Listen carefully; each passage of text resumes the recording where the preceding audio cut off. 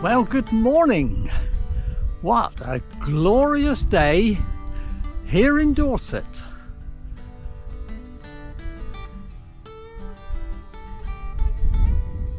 Just look at that sky. Blue sky, warm sunshine. Hi. And cyclists. So this morning I have come to Kimmeridge. It's going to be, I think it's going to be, well, certainly wall-to-wall sunshine all day is in the forecast. I think it's going to be a hot day. So some ways coming to the coast is a good idea because it kind of cools it down a little bit being near the coast. So it's partly that, and it's partly because I just haven't been to the coast for so long really. I've been filming all over the place, all over Dorset, but mainly inland for the last couple of months. So I thought it's time we paid a visit to the coast again. But I hope you're going to join me. This is going to be a great walk on a great day. So I started the walk in Kimmeridge. In fact, not quite Kimmeridge. I've actually parked in an old quarry, disused quarry, at the bottom of this track that I've just come up.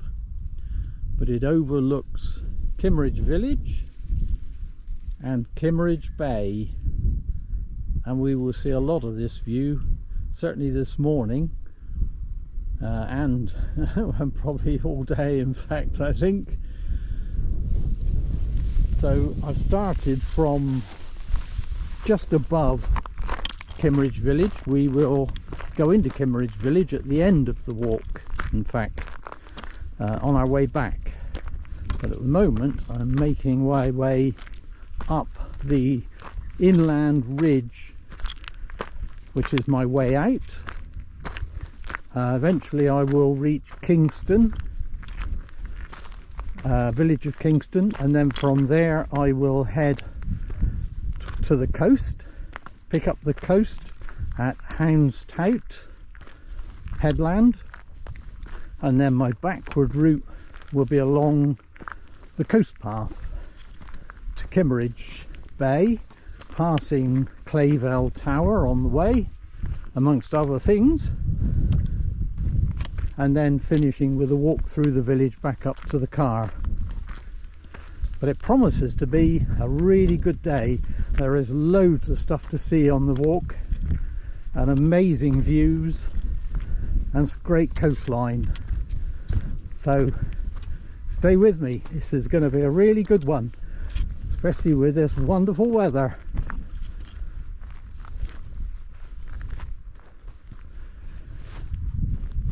So this ridgetop path is awesome. There's a bit of a breeze blowing, which is actually nice for me. Hope it doesn't affect the microphone too much. But you got views down both sides. Swanage over there, Poole Harbour in here, Corfe Castle. Don't know if that will come out on the video, but Corfe Castle, and the other ridge, which is the Purbeck Ridge, all along. And I've put up a video of that walk along the top before.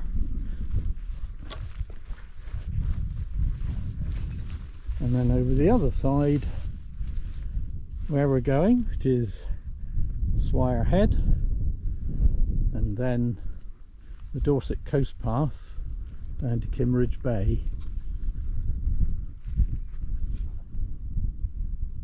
So you've got amazing views all round. The Kimmeridge Bay is down here. You can see Clavell Tower, which we will pass later on. In the distance you can see Tyneham Cap, and beyond that, that would drop down to Woburgh Bay, and then the Loworth Range walks beyond that. Oh, we've got Portland, of course, out at sea, Portland, the Isle of Portland. This is the way we've come up.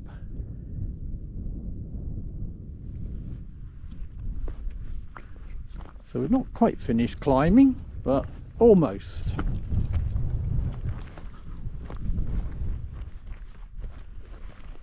So the route should be about 9 miles on my reckoning, but you know what I'm going to say, we'll be detouring along the way to take in some interesting things. So I'm guessing that 9 miles will be slightly more if you include all the detours. They're not long ones actually this time, I don't think. I think they're all shortish detours. Anyway, more about that later. I'll put up a map at this point so that you can see where I am, where I'm going, just in case you like what you see and decide that you want to follow.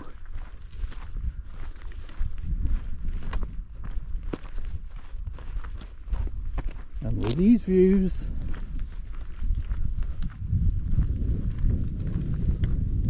it's well worth it, trust me.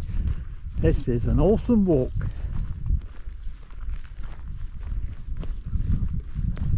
And it's a good path to walk, this one. Good underfoot, as well as good in terms of views.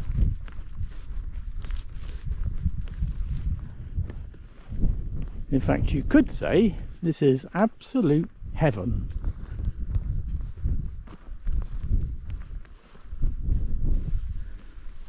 Because that's actually what this is called. This place where I'm stood now is actually called Heaven's Gate.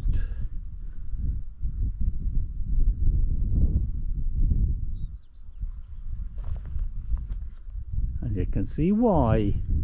So the ridge we've just walked along is the foreground ridge. And Kimmerdge Bay, Clavell Tower. So we will be walking all along that coast later on, provided there's no closures along the way. I don't think there is. That is just a truly amazing view.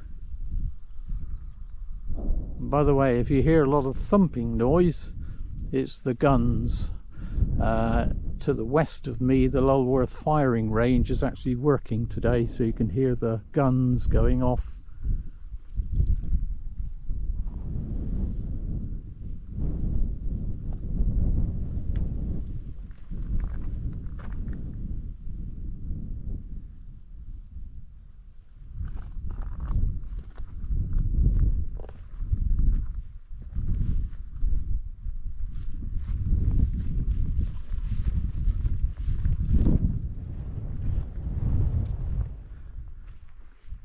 So we've reached Swyre Head, which is a kind of point, I suppose, headland. Our route actually goes in that direction.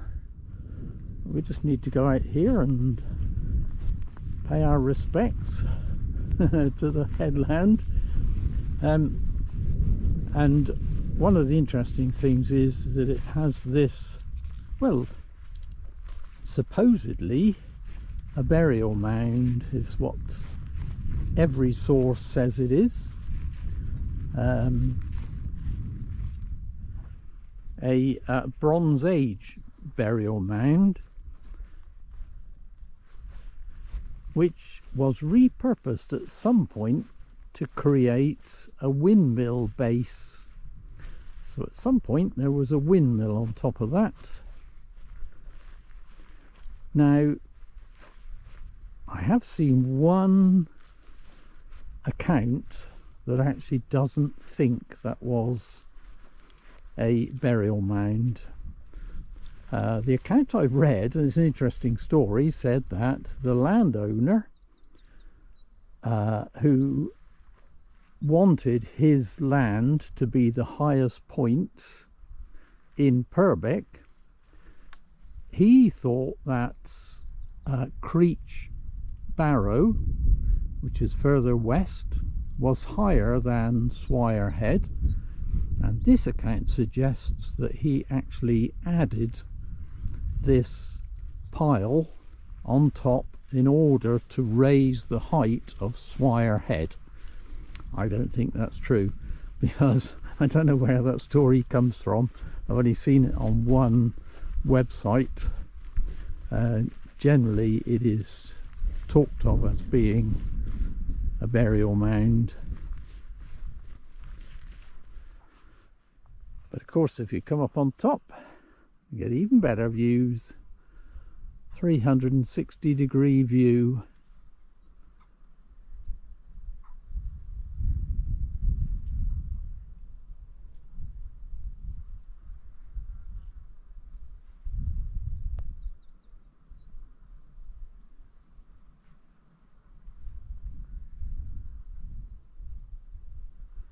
Isn't that amazing place to be on a day like this?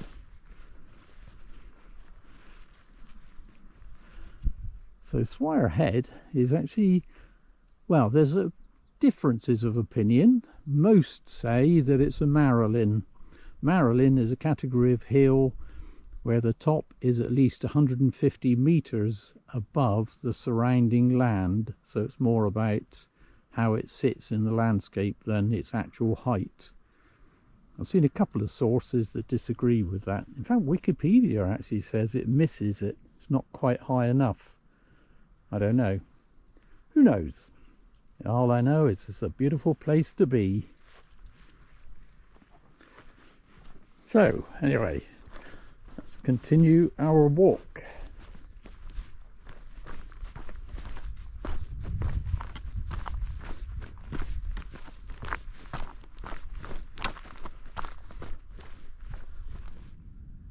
And this is an amazing path to walk. I love this path that skirts round the top of the Encombe Valley, which is here.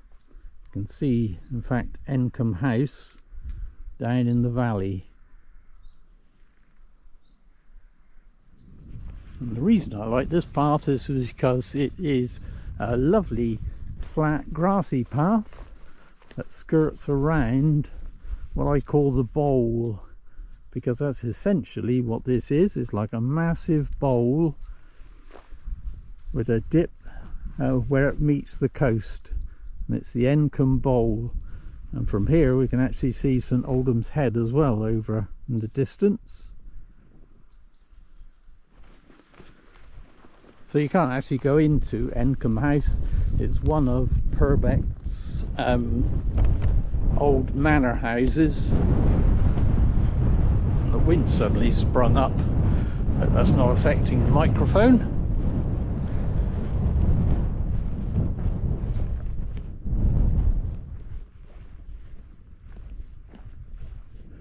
So believe it or not, the Encombe estate used to belong to Shaftesbury Abbey, but obviously at the dissolution that ended, and it passed through various relations of the abbess at the time of the dissolution. And interestingly, one of the previous owners who took it over lost favour with the king and was beheaded. So it's another one of those places with a bit of a history, checkered history, shall we say. But the house itself in the valley there was built in 1735 by John Pitt, and he's the relation of William Pitt the Younger. But it became the seat of the Earl of Eldon, Lord Eldon, for several generations, I think. Currently it's actually owned by someone who was an airline boss, I believe, who bought it in, I think, 2009, and I think he paid about £20 million for it. I remember some celebrities were interested in it when it went on the market. Sting, singer with Police, was it? It might have been him, I think, that was interested. I'm not sure, but a number of celebrities were interested in it but didn't buy it, so it went to the airline boss. But it's private estate, and apparently the estate has kind of been around for 1100 years, and in that time has only been owned by 6 different families, which is probably quite unusual, I would say. But we'll actually walk all round this, because we walk down here. We do take a detour in a minute, but then we can also walk along the other lip of the bowl, and in fact the seaward lip of the bowl, of course, back along the coast path. So we kind of almost do a 360-degree walk around the Encombe Valley, which is lovely. I mean, it's beautiful, isn't it? Hey, what could be better? Anyway, there's something else that I found intriguing about this valley, which I want to tell you about. Can't actually see it, but there's some lakes. There are some lakes down through the valley, which were obviously landscaped. Can't see them from here.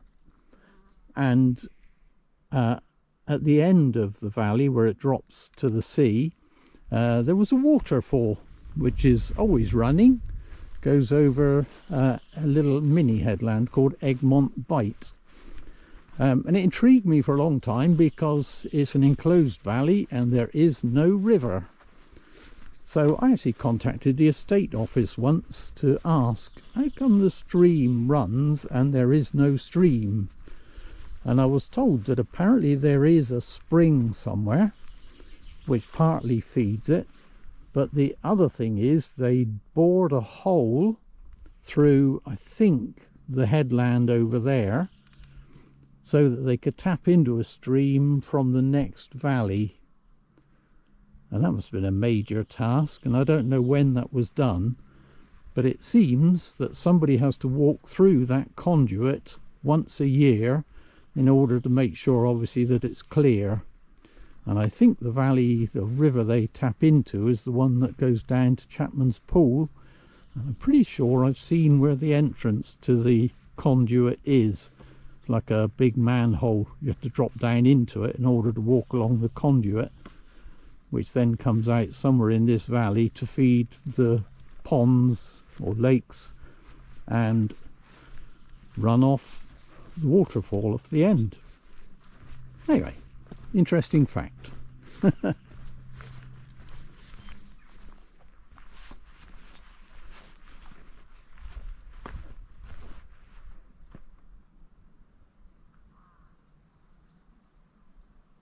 So this is quite often a lunch stop of mine. It's a seat erected as a memorial to people who lost their lives in a couple of flying accidents. But I think I'm going to carry on today. I'm going to have a late lunch because I think I'm going to stop right out on the tip of Houns Tout with a coastal view. But at this point we have to go away from the Encombe Valley for a while, because the one part of this lip of the valley that we're walking on, you can't walk, is the bit coming up, and it's, I think, is where their entrance drive goes through, so we can't walk that. There's no public footpaths. We have to detour out onto a road for a short time, but that's no great pain because the views from the road are equally awesome.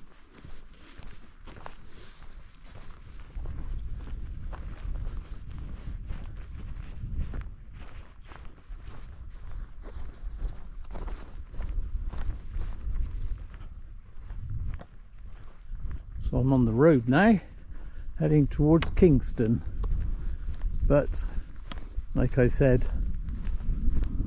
no great hardship with views like that.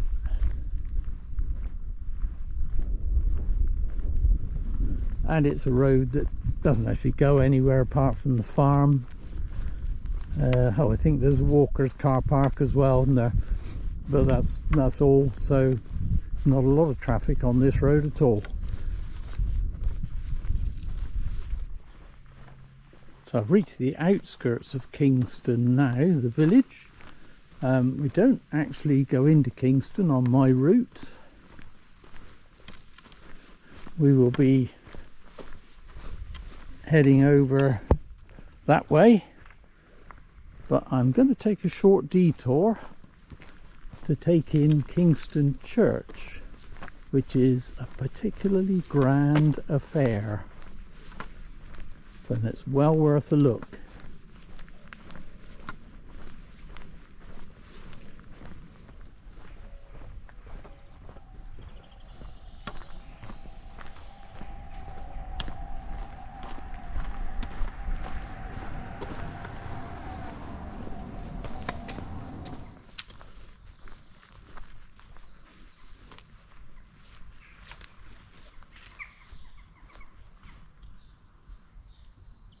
So this is the amazing Church of St. James in Kingston. It's not an old church, actually dates from the late 1800s, but it is out of proportion to the village because it's an extremely grand church, and it's become known as the Cathedral of Purbeck. And would you believe it wasn't built as a parish church? It was actually built as a private chapel to what was the Encombe Valley estate, which was Lord Eldon's estate.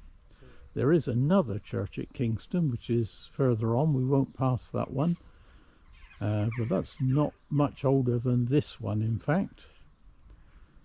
But ultimately this one, Kingston Church, or the new, should we say the new Kingston Church, was given to the church commissioners in 1921. So this is now the parish church, and the other one was made redundant, turned into a village hall. Subsequently it was sold and converted to a private dwelling. But this is a particularly beautiful church. It's actually built of limestone, and it's a kind of pinky colour, and the reason it's a pinky colour is because of algae that grows on the stone.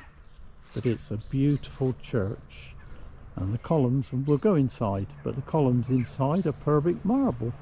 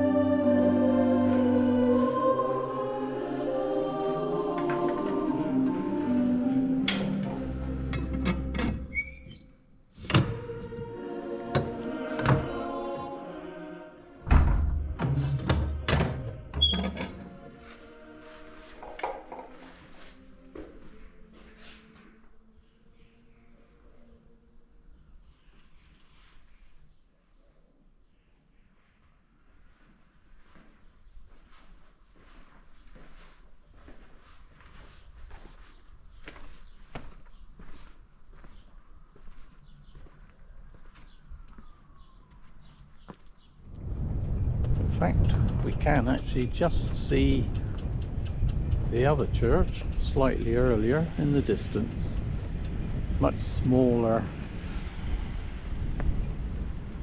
than this one. And this is just, we're just on the edge of the village really, but we're going to head back the way we came.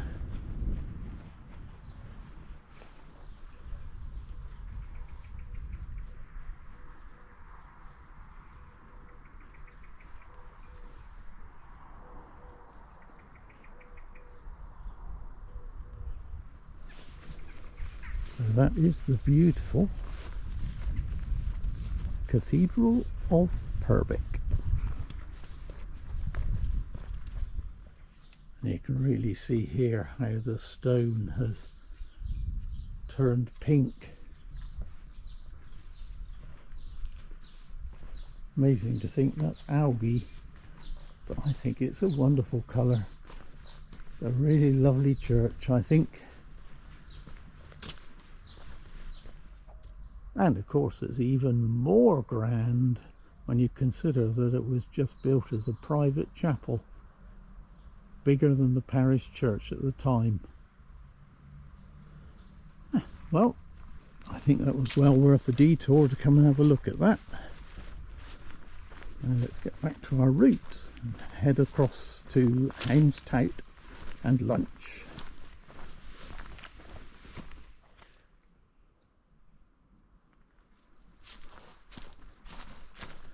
Well, that's bad news, but at the same time good news for me. I knew there was a coast path closure here, but fortunately for me it is the east side of Houns Tout, the path that goes towards Swanage, that's closed off due to erosion. I'm not going that way. I'm going to go out to Houns Tout headland and then head west along to Kimmerdge, and it looks like that coast path is okay. It's a bad coast anyway, unfortunately. A lot of erosion. It's Kimmeridge shale, which is very volatile and crumbly, so we do get quite a lot of closures along this part of the coast, but we're okay at the moment. And it's another amazing path to walk, and it gets even better when we get out onto the open hillside.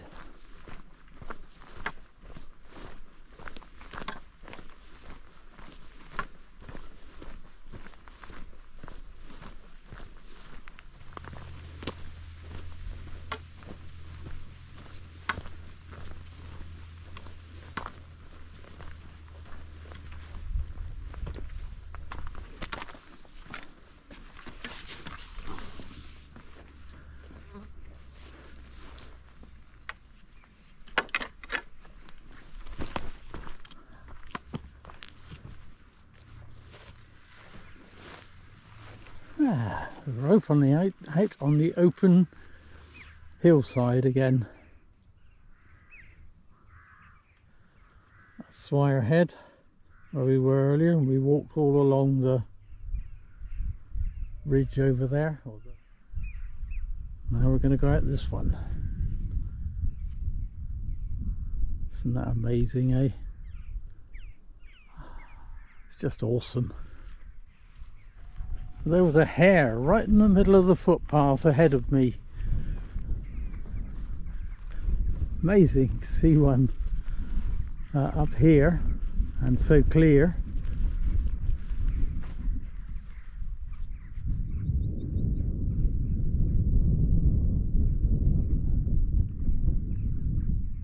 Isn't that totally amazing?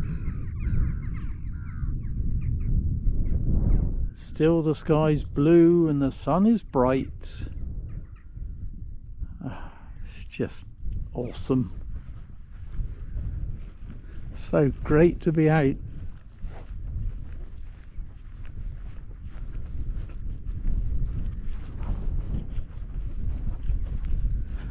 And you can see what a good footpath this is as well. Nice grassy flat path all the way out to the tip of the headland. Admitted the work starts then, because we've got to drop down off the headland into the lip of the Encombe Bowl down there, and then climb up again, of course. What goes down must come up. Hey ho, it's all good stuff. So we're nearly out to the tip of Houns Tout now, and we've got lots more headlands have appeared.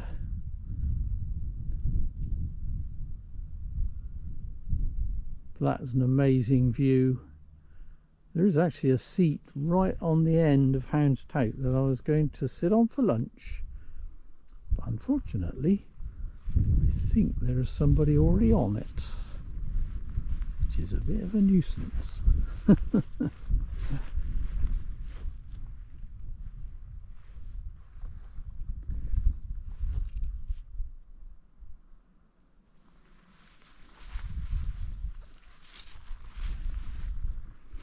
That's a shame, because one of my detours, I knew the path down to Chapman's Pool was closed, but one of my detours was going to be just to walk across the top of this flat headland so that we could get a look down over into Chapman's Pool, but they've closed it off here, so we can't do that. Never mind. We've actually reached the end of Houns Tout and we are at the sea. We cannot go any further this way.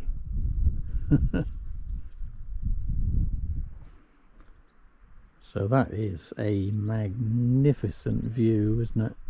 It's one of my favourite views, I have to say, from the end of Houns Tout looking back towards Kimmerdge with Portland out to sea and the Jurassic Coast of Dorset. That is absolutely awesome, and it's a great view, which is why I wanted to have lunch up here. Sadly, as I say, the seat is occupied, but there are other places to sit.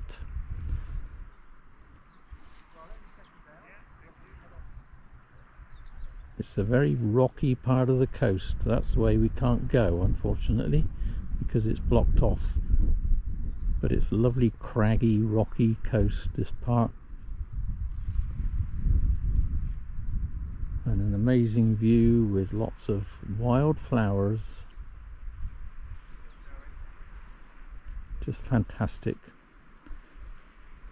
And one of the walks I want to do, well, I've done it numerous times already, but I want to do again, is to walk along the foreshore. We're going to go along the coast path on the cliff top, but you can actually walk along the beach. Problem with that is there's two pinch points. One of them is Egmont Bight, which is down there, which you can see the tide is lapping at it.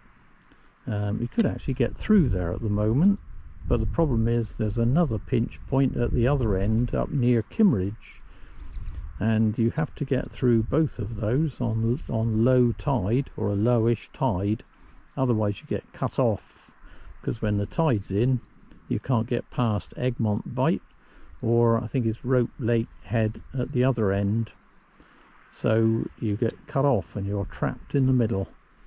So I need a low tide. Tides didn't fit today at all for me to do that, but I will do it one day and I will film it.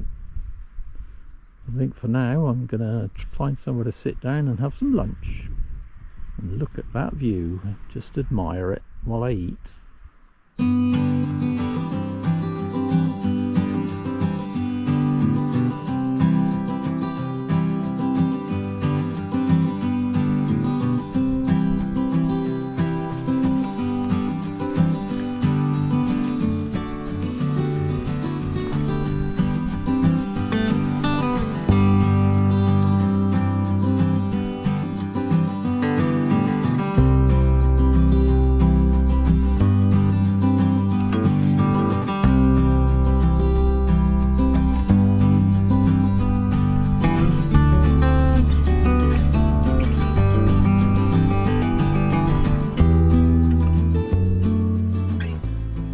Interestingly, there used to be a carriage route down there. They used to come in from Encombe House, somewhere down here, join the what was a cliff fall, I think, that created like a terrace halfway down, and the carriage route used to go right through here, horse and carriage, right round the headland and come out to Chapman's Pool, which is this side of St Oldham's Head, which you see in the distance. And look at it now with all the erosion that's taken place. It's hard to imagine, isn't it, that there was a way of taking a horse and carriage through there.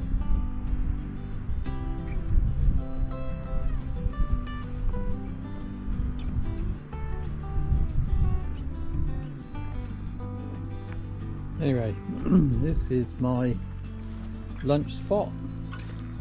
Not quite as comfortable as the seat at the top, but never mind. It is nevertheless very nice.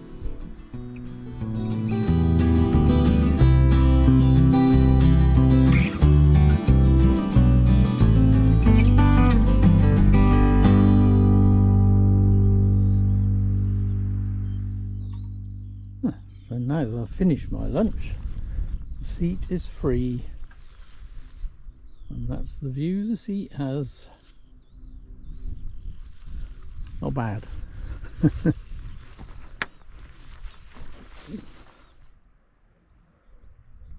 So I said, what goes down's got to go up, but of course you've got to go down first. So this is where I'm going.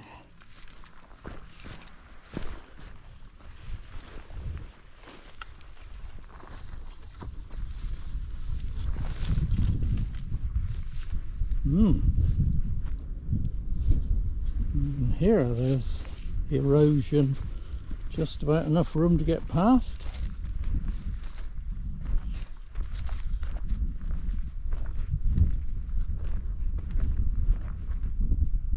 So I guess this would have been somewhere where the carriageway would have gone in, I imagine, through here and then across there. No chance of it now. I've come quite a long way down off of Houns Tout. Houns Tout, incidentally, comes from Tout, which is lookout post, and Houns, which is a kind of family name, a man's name. So literally, Houns Tout means the lookout post belonging to a man called Houns. Interesting. So you get quite a good view of this part of the coast from here. Obviously Houns Tout is up there where we've just come from, and if we scan around, we've got Emmett's Hill, crinkly one, then it goes down into the dip and up the other side to St Oldham's Head. Chapman's Pool is behind here, behind this here. You can't actually see it, unfortunately, but the thing we're doing, the Undercliff path, which is one of the ones I want to do and to film, is that the only exit points are Chapman's Pool, the other side, so you have to walk around this rocky shoreline, and the other end it is Kimmerdge Bay. There's no way of getting out anywhere in between those two, which is why you need the tides to be low, because otherwise you're stuck. Well, we're at the bottommost part where the Encombe Valley water flows out, and it is really overgrown in here now. There is something interesting in here. It's completely overgrown now, but there is an underground water control. I've been down it. You used to be able to get to it and go down the steps underground, where there's a wheel which was obviously turned to adjust the flow of water as it flows out of the valley and over the waterfall to the sea. But you can't get to it now, it's completely overgrown. Well, I've found a spot where you can just about see the waterfall. It used to go down the end of that little spit that goes out, Egmont Bight, but erosion has meant that it now washes off earlier, so you can't really see it very well from here. The other thing is, you used to be able to get down to the beach here because there were steps going down near the waterfall. The steps eroded away. I think they were replaced, I think, by a ladder. I remember going down a ladder once, vertical ladder down onto the beach. But even that's gone now, so there's no access at all.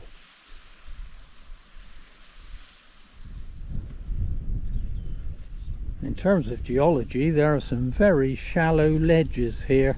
You can actually see them stretching out to sea, and during the main low tides they are actually dry. You can actually walk out on those ledges quite a long way out.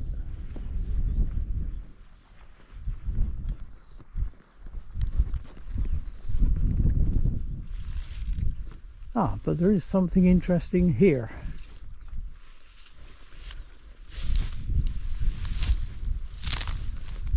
So we've got Swyre Head where we were earlier, but in here there's a seat right on the ridge which is known as Lord Eldon's Seat, and I think, well, the thinking is that it was probably put there for his retirement. I think he made his last speech in Parliament. The seat was put up not long afterwards, and sadly he died not long after that, so he didn't actually get to use it very much. And next to the seat his favourite dog is buried, I believe. So it's Lord Eldon's Seat. It's not on a public footpath now. It used to be on a permissive footpath, so I do have photographs of it. I've been on it, sat on it, back in those days when you could drop down off the end of Swyre Head, come down to the seat and then down to the coast path, but that's no longer allowed. But yeah, interesting story, I think. A nice spot for a seat, it has to be said, because it looks both ways. So the seat was erected in 1835. I think he died in 1838. So didn't get to use it very much. But it's an interesting part of our history, I think.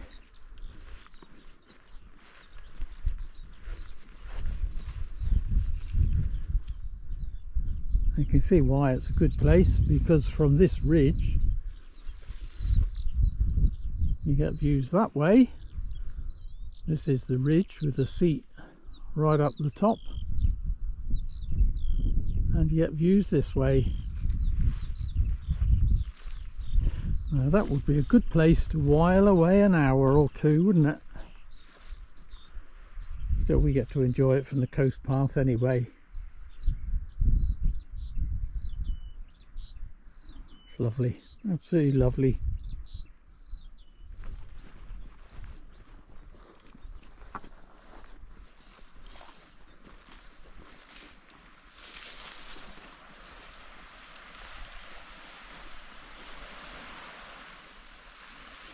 So that's the shoreline that you can walk down if you can get the tides right. But as you can see, there isn't an awful lot of shore. But it's interesting. I like walking along there because it's interesting what you can see. It's a totally different view than you get from the cliff top where I am. But it is a very crumbly shale cliff.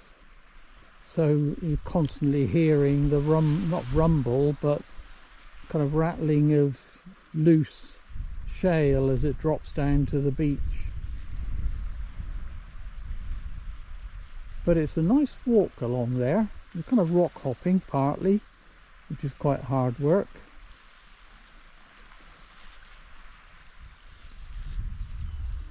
But yeah, I like it. I'd be interested to see if the pinch point, which we'll come to in a minute, is actually clear or whether it's underwater.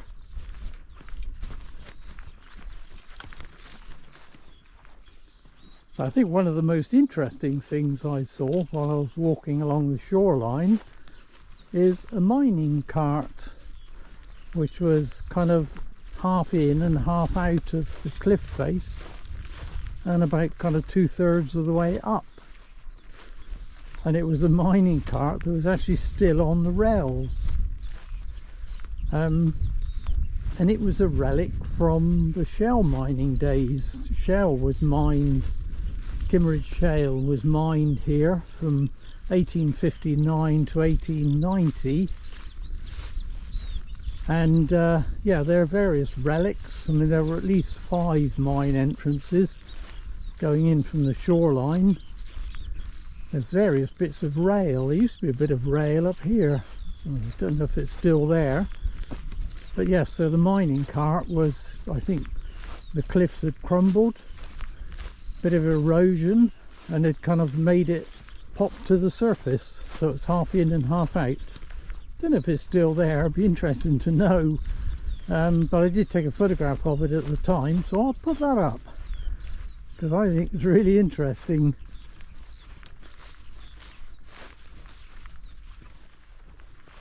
So using shale actually goes way back, to almost kind of prehistoric times. Back then it was burned because shale is a fuel, it burns, and they used it to create salt from seawater. And even in more recent times there have been attempts to kind of industrialize this area. One of them is salt from seawater, using it as a fuel. Didn't work all that well, I don't think, because apparently it gives off a smell of sulphur, I think, when it burns. But I think there's been glass manufacture, alum, but they've all kind of failed. I think alum failed because I think London had the exclusive rights, so they couldn't get permission to do it. So all the kind of industrial things have failed, apart from those kind of years when they did extract shale. That's another nice view.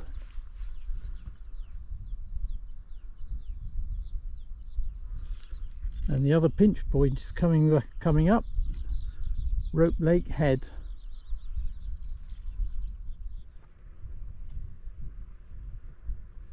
So as you can see, the sea is lapping. You might get round there if you roll your trousers up, but then you got to go the other side of that headland and you find that's underwater as well.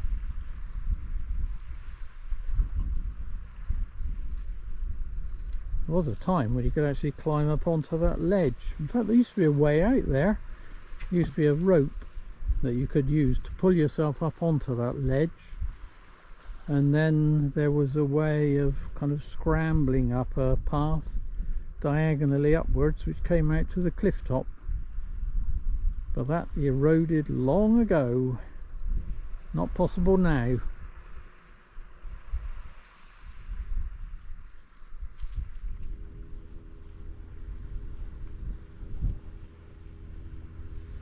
And there are some rails hanging out of the cliff face. A relic of quarrying or mining, shell mining.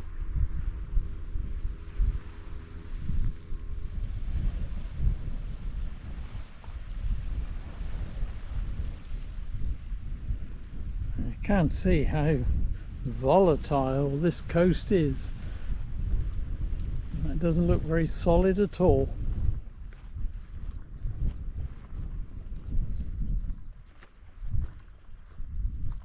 And there's a lot of cracks in the path as well. You kind of think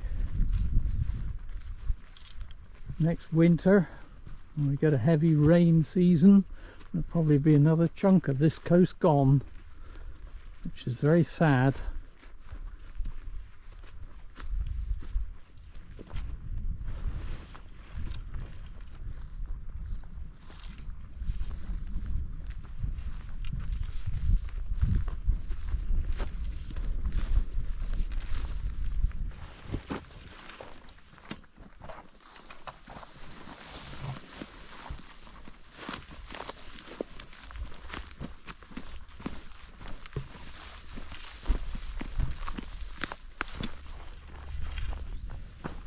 And we're on the final stretch of the coast path back to Kimmerdge.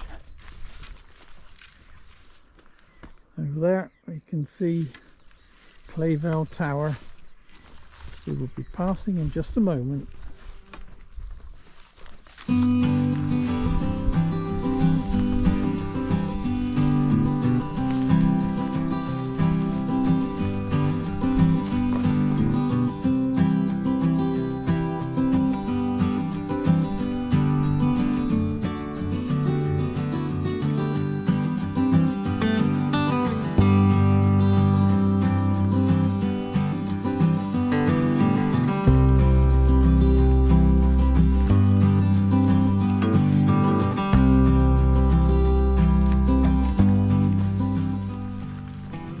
Bit of path to walk, overgrown but pretty.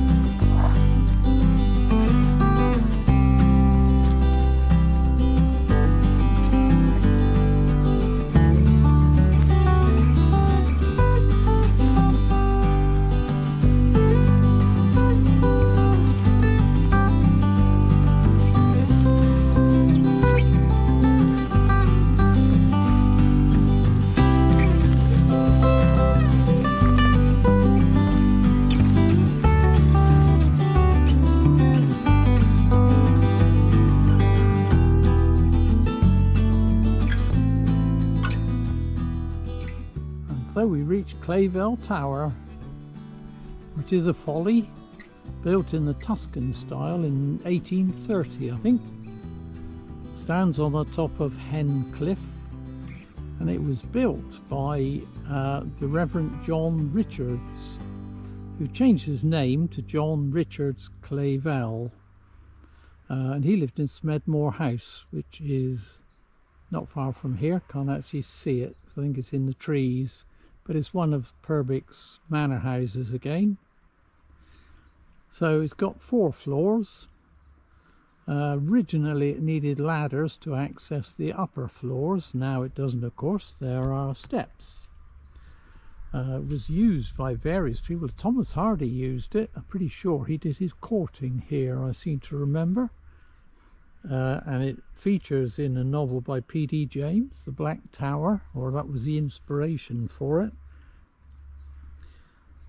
It became a Coast Guard's lookout at one point and was destroyed by fire in I think the 1930s. It was completely gutted, and that's how I remember it, until the Landmark Trust got hold of it, and they basically moved it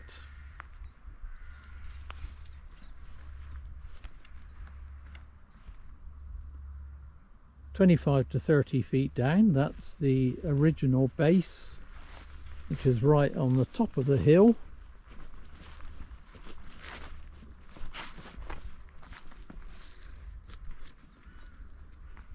So they took it down stone by stone and moved it down the hill a little bit, 25-30 meters, in order to save it from further erosion. And I remember them doing that. I think it was about 2006. So it's probably 18 years or so ago now. And of course you can stay in it, should you wish to. But there's two things to remember. Firstly, you've probably got to book 2 years in advance because it is extremely popular. And secondly, you've got to park your car down the bottom, down I think probably where those cars are down there, and you've got to ump all your luggage up the steps because there is no vehicle access open to the public or to people staying here. So just remember that. It's lovely inside, I have to say. The top floor is the lounge. I think the floor below that, I think, is the bedroom. The floor below that is that kitchen. And then there's a basement, which has probably got showers and things. I can't remember. I've been in it. I bumped into a couple who were staying there who became friends, and they let me have a look around it. And it's lovely inside, I have to say. They did an amazing job.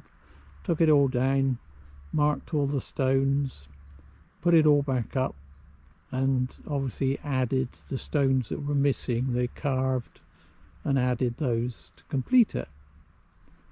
And of course it's got an amazing view.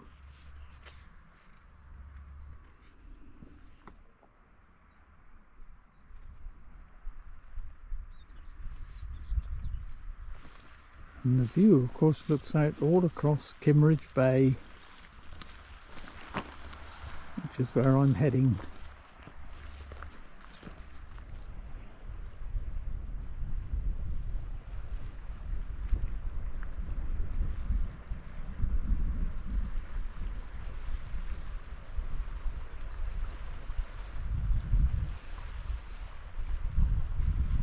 So I guess the moral is, if you're going to stay at Clavell Tower, travel light, because you're going to have to ump your cases up here.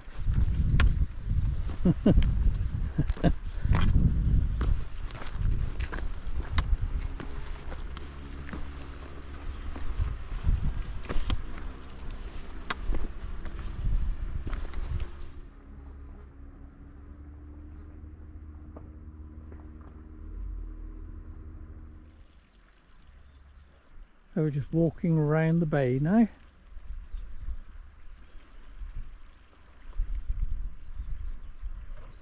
It's such a beautiful evening.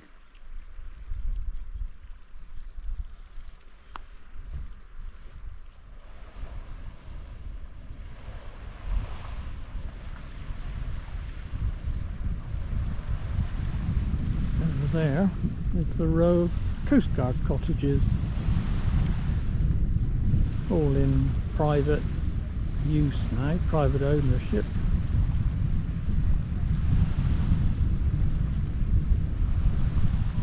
But not a bad place to stay, is it? I wouldn't mind living here. Gets a bit busy, that's the only thing. But we're going to take a little detour here. From here we head up to Kimmerdge village. I just want to take a quick detour to look at something else. So the last thing to look at in Kimmeridge Bay before we head inland is here.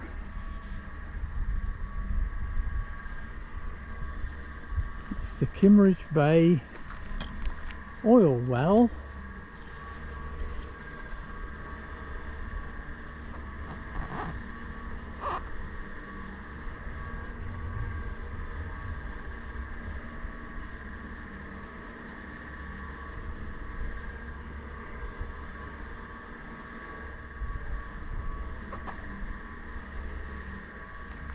With its nodding donkey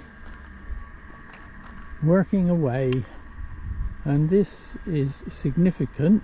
Much as I don't like fossil fuel, it's never going to be a good thing, but it is historic and it's significant because this has been operating since 1959.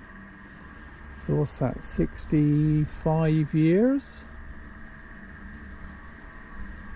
Yeah, 65 years that's been going and extracting oil. Not massive amounts, but that's most of my life.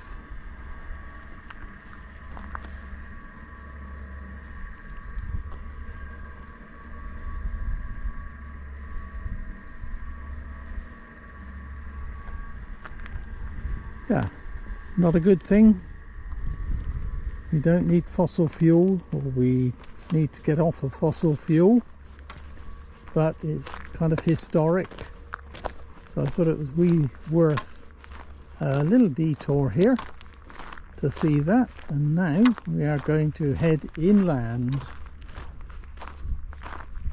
Maybe we'll just take a last look at the bay, Kimmerdge Bay, with Clavell Tower across the water, and on the highest point on the left there, Swyre Head, where we were earlier this morning. It's a lovely evening here. There's people in the water down there too. Got a lot of snorkeling and stuff like that goes on here, and kayaking, general kind of water sports. Right, we are going to head inland now to Kimmeridge village.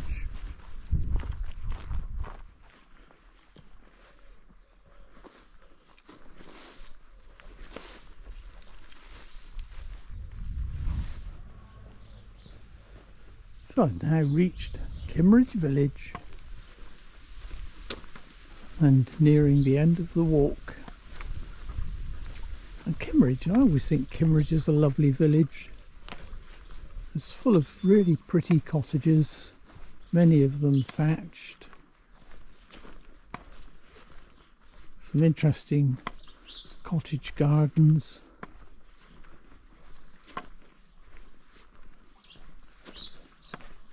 And it's generally a quiet village. You do get through traffic down, well, not through traffic, but traffic that goes down to Kimmerdge Bay, where the car park.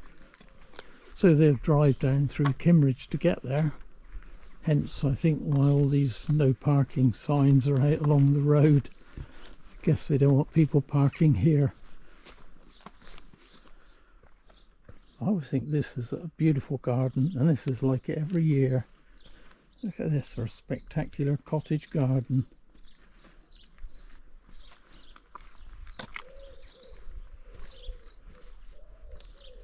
It's absolutely beautiful. Absolutely loaded with flowers.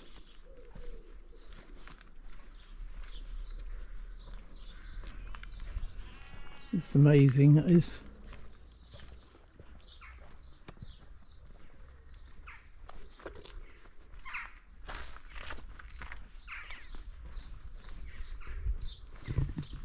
So pretty. I guess the thing that Kimmerdge is most noted for now is the Etches Centre, which is just up here on the left. It's basically a museum of fossils from a man called Etches, who was the collector of fossils, and it's been in the news particularly recently because they discovered a pliosaur skull, a huge pliosaur skull, and it featured on television, in fact, with no less than David Attenborough did a programme on it, and that's housed in the Etches Centre, which is just here on the left.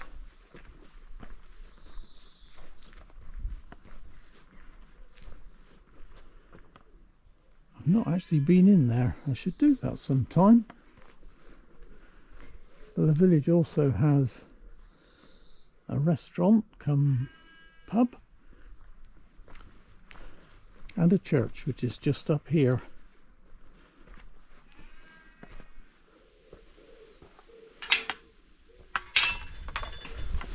So the church is up here. It is St. Nicholas, I think, and it's another of those churches that was rebuilt. It's actually rebuilt in the 19th century. There are some older parts, but most of it was rebuilt. But we'll have a look inside. If nothing else, it'll give me a chance to get out of the sun because it's been really hot today.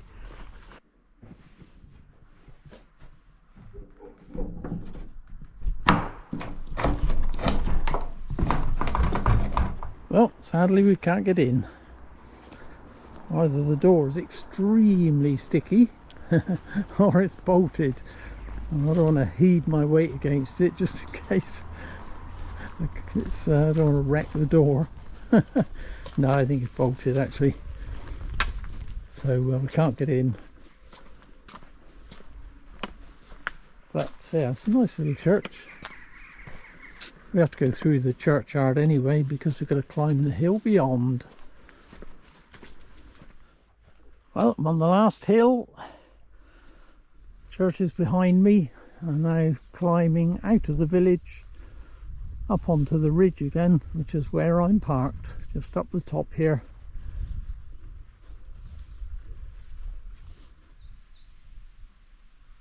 Well, it's not a bad view to end the day with, is it?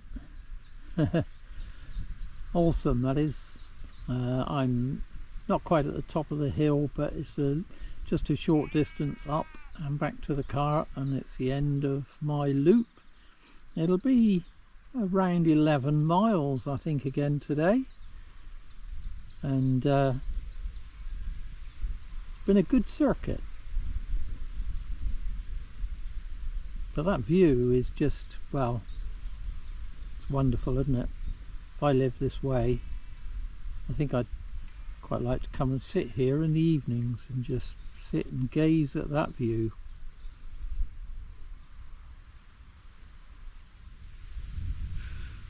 So it's been another amazing day's walking. Fantastic day. I mean, the weather couldn't have been better. Maybe a tad hot, I suppose, if I was going to be critical, but no pleasing us English, is there? It's either too cold, too wet, too hot. But it has been warm walking today. It's been quite energy sapping, I have to say, but amazing for all that. The route was lovely. Shame I couldn't take you to see Chapman's Pool. I didn't realise that that top part of the coast path was going to be closed. I knew the hillside was closed, but never mind. We did all the other things I wanted to do, and it's been an amazing day. And now I'm just sitting down here on the hillside, enjoying the last of my hot mint tea. This time. There's no Bovril at this time of the year.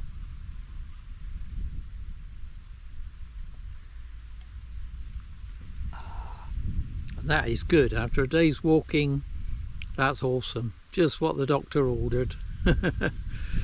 Anyway, it's been a fantastic day. I hope you've enjoyed it. Thanks so much for coming with me again. And we'll be doing another one very soon.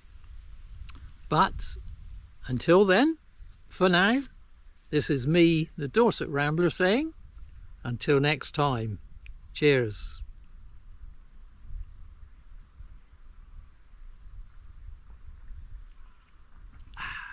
Awesome. Love it. And I've loved the day as well.